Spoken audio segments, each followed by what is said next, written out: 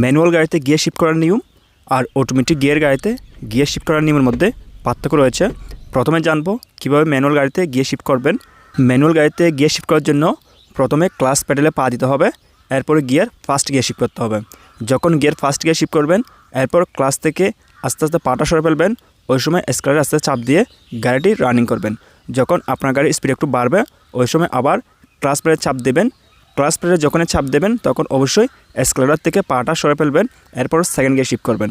এরপর যখন আপনার গাড়ির স্পিড আরেকটু বাড়বে, ওই সময় আবার ক্লাচ প্যাডে চাপ দিয়ে থার্ড গিয়ার শিফট করবেন।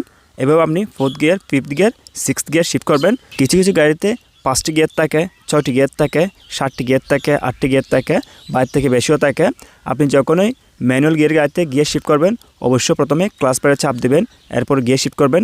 আর যখন গিয়ার ডাউন শিফট করবেন, ওই সময় অবশ্যই প্রথমে ক্লাচ প্যাডে চাপ দেবেন, এরপরে গিয়ার ডাউন শিফট করবেন। ম্যানুয়াল গিয়ারের গাড়িতে গিয়ার যখনই উপরে তুলুন অথবা নিচে নামান, অবশ্যই ক্লাচ প্যাডে চাপ দিয়ে গিয়ার শিফট করতে হবে। এবং অটোমেটিক গিয়ার গাড়িতে কীভাবে গিয়ার শিফট করবেন আপনারা জানেন, ম্যানুয়াল গিয়ার গাড়িতে 3টা প্যাডেল থাকে। একটা হচ্ছে এসকেলেটর, 2 নম্বর হচ্ছে ব্রেক, 3 নম্বর হচ্ছে ক্লাচ। কিন্তু অটোমেটিক গিয়ার গাড়িতে 2টা প্যাডেল থাকে, একটা হচ্ছে এসকেলেটর আর একটা হচ্ছে ব্রেক। অটোমেটিক গিয়ার গাড়িতে গিয়ার শিফট করার জন্য প্রথমে ব্রেকে পা দিতে হবে, এরপরে গিয়ার লিভার ডিতে শিফট করতে হবে। আশা করি আপনারা জানেন অটোমেটিক গিয়ার গাড়ি সবসময় গিয়ার লিভার ডিতে রেখে চালাতে হয়। আর আপনি যখন অটোমেটিক গিয়ার গাড়ি রিভার্স গিয়ারে চালাবেন, ব্যাক গিয়ারে চালাবেন, ওই সময় প্রথমে ব্রেকে পা দিবেন, এরপরে গিয়ার আরে শিফট করবেন। তখন আপনি খুব সহজেই গাড়িটি রিভার্স গিয়ারে চালাতে পারবেন। আর ডির নিচে অনেকগুলো গিয়ার থাকে, বিভিন্ন গাড়িতে দেখা যায় বিভিন্ন রকমের অপশান থাকে।